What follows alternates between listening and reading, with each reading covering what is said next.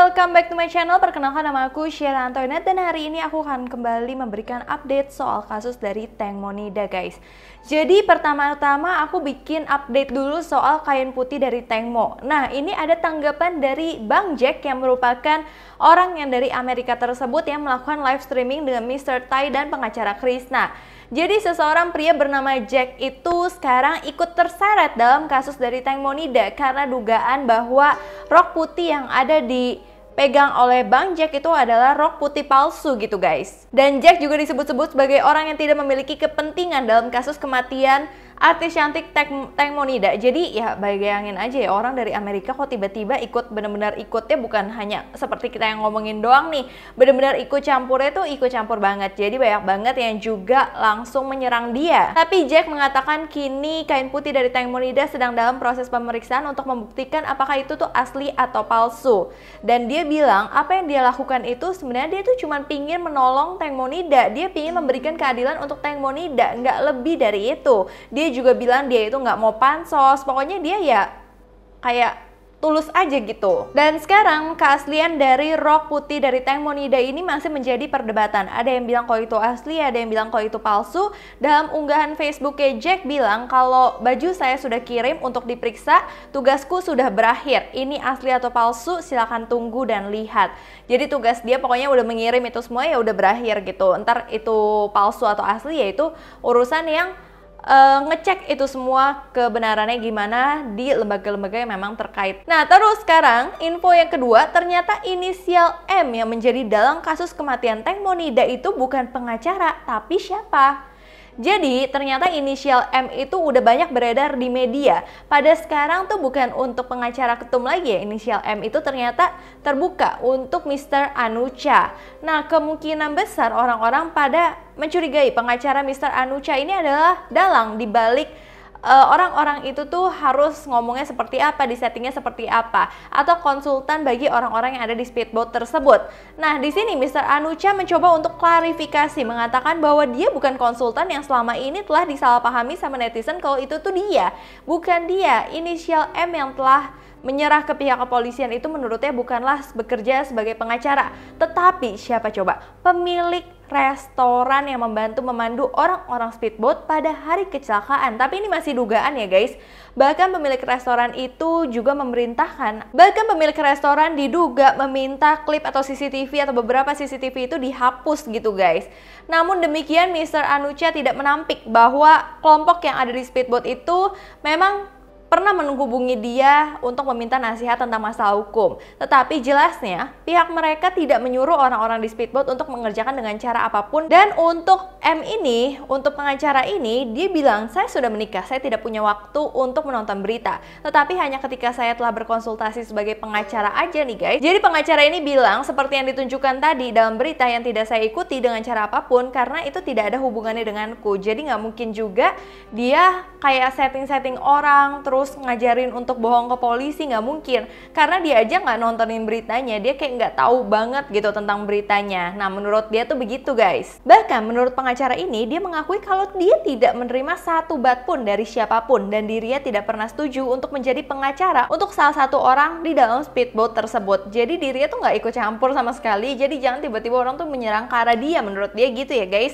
Tapi kita nggak tahu ya siapa yang benar siapa yang salah, ini masih rancu juga. Terus dia bilang saya telah memberikan kesaksian sebagai saksi kepada penyidik dalam kasus ini, padahal polisi tidak ada panggilan, hanya menelpon dan saya pergi. Hanya yang saya tahu di bagian kemarin ada orang bernama M untuk mengakui tuduhan itu, tapi saya ingin menekankan kalau itu bukan saya. Yang setting-setting tuh ada loh, sebenarnya setting-setting tuh kemungkinan itu diduga adalah orang yang punya restoran, pemilik restoran. Kenapa tiba-tiba ada satu lagi muncul yang nggak tahu gitu dari mana? Kenapa tiba-tiba ada pemilik restoran ini? Apa motifnya dia? Nah, terus kemarin ini sempat heboh ya, guys, dimana ada mantan polisi bernama Santana. Dia itu menyerahkan dokumen dan 2 nomor telepon VVIP ke kantor polisi. 2 nomor telepon itu apa sih? Jadi dikabarkan ada sosok pemilik nomor VVIP atau nomor telepon misterius ini yang melakukan pemesanan hotel atas nama Tank Monida. Selain itu juga ada satu nomor misterius yang juga diumumkan oleh pihak polisi Nontaburi hari ini yang ikut terseret dalam kasus kematian Tank Monida ini, guys. Jadi setelah diselidiki oleh Bapak Santana, terus Bapak Santana kasih ke pihak kepolisian, ada nomor telepon dengan akhiran 666 dan satu lagi dengan akhiran 444. Nah, ketemu nih guys, kalau pemilik dari nomor misterius itu terdaftar adalah nama dari Por. Oh my god guys, jadi ya ngapain gitu Por dengan nomor tersebut, nomornya dia ya guys, yang diduga nomor VVIP, memesan hotel, kamar hotel atas nama Taimonida. Nah, terus satu nomor lagi dengan nomor 444 dipercaya dimiliki oleh orang biasa. Nah, pas coba di cross check lagi, ternyata kemungkinan besar nomor misterius yang satu lagi itu adalah nomor misterius dari anak buah Por, yang mana itu ada di perusahaannya si Por. Nah, ini kan udah aneh banget dong guys. Jadi memang nomor-nomor ini atau nomor VVIP ini dia itu intens banget, kayak telepon-teleponin 2 orang dari 5 yang ada di speedboat tersebut. Nah, siapa yang teleponin? Dan itu kan teleponnya atas nama Por ya, bukan berarti mungkin Por yang lagi telepon, tapi memang teleponnya tuh atas nama Por gitu, terdaftarnya nomornya tuh atas nama Por. Ada orang di luar sana menggunakan HP atau nomornya Por, atau anak buahnya Por udah menunggu di kamar hotel. Itu kan bisa aja kan. Nah, satu lagi permasalahannya yang 666 itu siapa nih yang megang. Nah, untuk sekarang kepolisian Thailand juga udah menyita kelima handphone dari masing-masing orang yang ada di speedboat bersama Taimonida pada malam itu guys. Nah, tapi ada yang aneh banget, update pemeriksaan dari kepolisian Nonthaburi ya guys, dimana di HP-nya Getik diketahui banyak banget menghapus pesan di handphonenya tersebut. Apa yang membuat dia menghapus pesan? Apakah memang ada sesuatu yang rahasia sekali ya? Tapi aku yakin ya polisi pasti bisa melacak gitu apa ya pesan yang dia hapus, dan pastinya nanti kebenaran akan terungkap ya guys. Bahkan di sini Kolonel Jaturon bilang gini, banyak sekali pesan yang dihapus dari handphone Getik dan itu sedang kami selidiki. Ini aku penasaran banget sih apa aja pesan yang dihapus tersebut ya guys. Namun hingga saat ini pihak kepolisian Nonthaburi masih belum membeberkan isi pesan yang dihapus dari handphone milik Getik.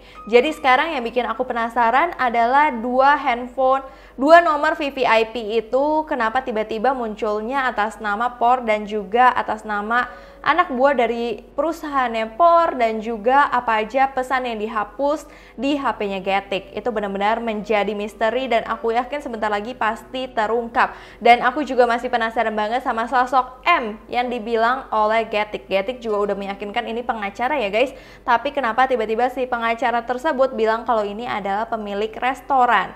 Jadi semuanya juga masih rancu. Nanti aku akan kasih update lagi ke kalian. Kalau kalian punya update baru boleh kalian komen di bawah ini. Terima kasih kalian udah nonton video ini sampai habis. Sebelumnya aku minta maaf apabila aku ada salah kata, salah pengucapan, salah sesuatu yang tidak berkenan di hati kalian. Aku minta maaf sebesar-besarnya. So, sampai jumpa di video berikutnya. Bye-bye!